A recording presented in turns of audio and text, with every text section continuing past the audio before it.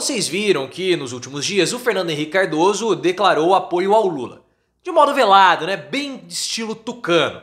E outros também fizeram o mesmo movimento que tem desesperado a campanha do Bolsonaro, porque eles estão com medo que seja formada uma grande onda Lula arrebatadora liquidando o pleito no primeiro turno, que para a família Bolsonaro seria desastroso. Mas há também uma questão de governabilidade no futuro governo Lula por conta dessa grande frente ampla que nós temos que conversar. E na sua opinião, Bolsonaro tem que ter medo mesmo dessa onda Lula? Você acha que ela já se formou ou vai se formar ao longo da próxima semana? Se você gosta que o Bolsonaro sinta terror e medo, deixe o seu like e se inscreva no canal. E nessa semana, eu acredito que você tenha visto, o Fernando Henrique Cardoso declarou apoio ao Lula. Ele não citou nominalmente que ele vai votar no Lula ou que ele está dando apoio ao Lula. Ele não iria fazer isso, porque o PSDB, que é o partido do Fernando Henrique Cardoso, ele se posicionou de uma forma diferente. E o Fernando Henrique Cardoso, ele é alguém muito polido e não iria acabar passando por cima do partido. Ele que é o principal nome ainda do PSDB. Então ele falou assim, olha, você vote aí no candidato mais democrático, aquele que defende as instituições, que defende as diferenças, que não ataca a democracia, você vota aí nesse candidato. Claro que não tá falando do Bolsonaro. Óbvio que não tá falando do Bolsonaro, tá falando do Lula. E junto com o Fernando Henrique Cardoso, que é um apoio simbólico, né? Porque Lula e FHC protagonizaram embates muito fortes ao longo dos anos 90.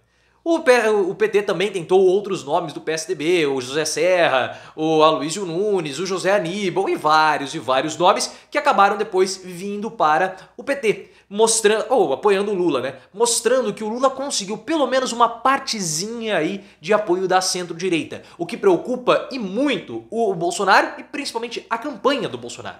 A campanha teme que esses movimentos de apoio ao Lula vindos da centro-direita possam acabar formando essa grande onda Lula arrebatadora liquidando o pleito no primeiro turno. Porque na visão da campanha do Bolsonaro, e eu concordo com essa visão, políticos têm muito mais poder de influência do que artistas.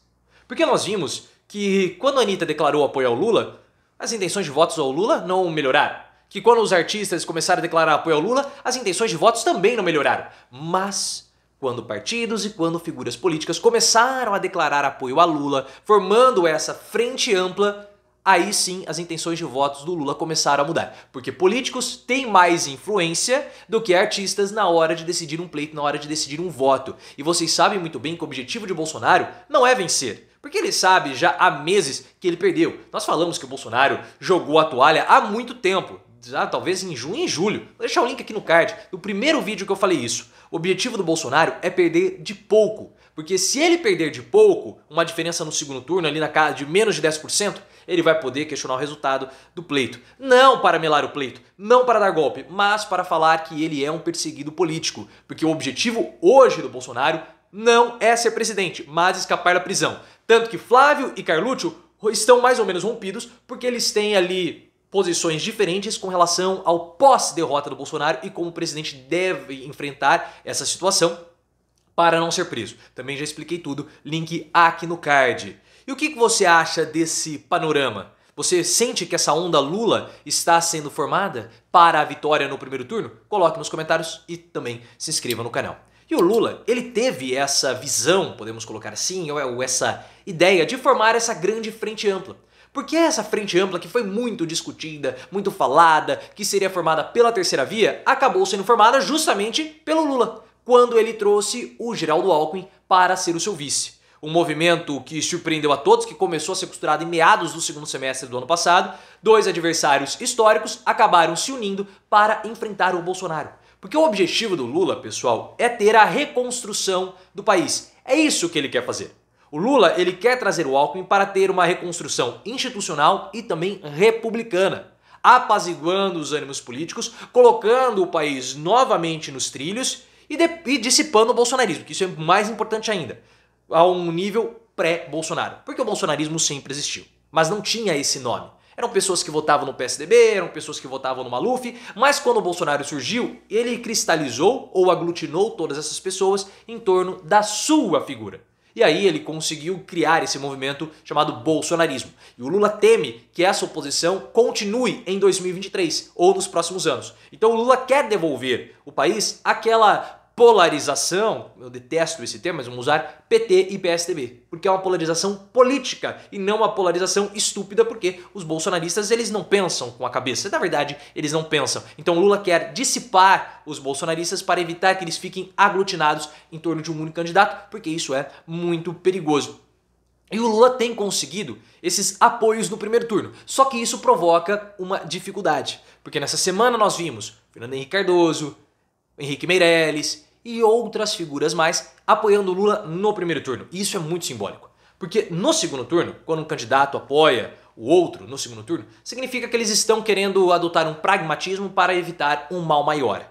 Mas no primeiro turno, pessoal, aí já há até uma certa expectativa com relação a cargos futuros no governo. Ou expectativas com relação ao governo, não precisa nem ser expectativa com relação a cargos. E aí o Lula vai ter muitas dificuldades para lidar com tudo isso.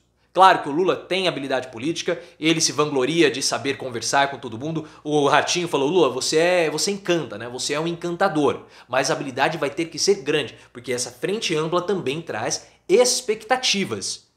O que vai ser do governo, qual que vai ser o plano econômico, quais serão as medidas. E tudo isso provoca essas expectativas que o Lula vai ter que lidar com essas expectativas para não frustrar e não desapontar as pessoas que aí poderiam ir para a oposição. E vocês sabem que a única oposição que nós vamos ter em 2023, formada, estruturada, mesmo que minimamente, será o bolsonarismo. E isso o Lula não quer que aconteça. E é exatamente por esse motivo que o Lula evita ao máximo falar sobre os seus futuros ministros. Existe muita especulação a respeito disso, mas futuros ministros não estão sendo discutidos. Por exemplo, o Ministério da Economia.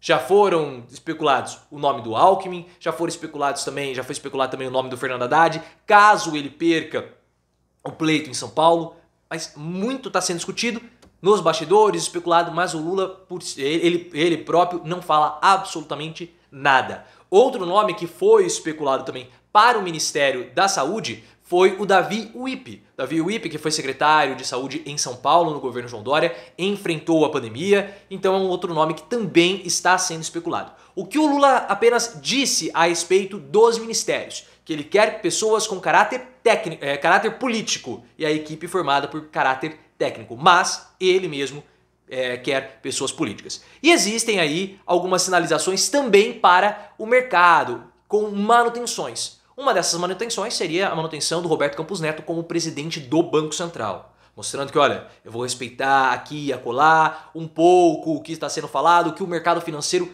quer que seja estabelecido. Mostrando esse pacto, de fato, nacional de reconstrução. Outro nome que o Lula pode manter é o Augusto Aras. O Augusto Aras agrada pessoas dentro do PT, o mandato do Augusto Aras vai acabar somente em setembro de 2023. Essa não é uma discussão por agora, mas é possível essa especulação que o Augusto Aras seja mantido como PGR. Eu, particularmente, como cidadão, não gosto do Augusto Aras como PGR. Tenho inúmeras ressalvas. Só que, politicamente, pessoal, vai falar, se você fosse presidente da República, vai falar se você não ia querer ter o Augusto Aras como PGR. Alguém que não se opõe, não causa problemas para o chefe do executivo. Né? Você quer preferir ter o Augusto Aras ou o Rodrigo Janot? Então o Aras, ele é o PGR que todo presidente da República deseja. E com todos esses nomes, Alckmin, Campos Neto, Meirelles, que não foi discutido cargo dentro do governo, ou também não foi discutido qualquer tipo de diretriz econômica das ideias do Meirelles, começa a ser formada uma espécie de time dos sonhos fiscal do Lula para o mercado financeiro. O Lula não deu muitas declarações a respeito do que ele vai fazer, apenas sinalizou, mas ele tem repetido que a economia vai ser gerida com credibilidade, estabilidade e previsibilidade. Tudo aquilo que o capitalismo financeiro quer. E aí também o Lula não precisa falar muita coisa do que ele vai fazer na economia, porque isso que o Lula está prometendo, o Bolsonaro não fez. Bolsonaro provocou o caos, provocou instabilidade, tudo que o mercado financeiro detesta. O que nós sabemos é que o Lula ele vai ter que abolir o teto de gastos ou modificar o teto de gastos da forma como ele está hoje. E até o Arthur Lira também já falou isso para banqueiros. O teto de gastos ele precisa acabar. Mas nós sabemos que o ano de 2023 será um ano tenso e difícil para qualquer presidente que seja vitorioso no pleito. Mas o Lula vai ter essas dificuldades. São muitos interesses que estão sendo aglutinados e o Lula faz muito bem de não levantar muitas expectativas nesse momento para evitar qualquer tipo de frustração ou ser acusado de estelionato de votos futuramente. Mas vamos ver como o Lula vai sair com todas essas questões colocadas na jogada.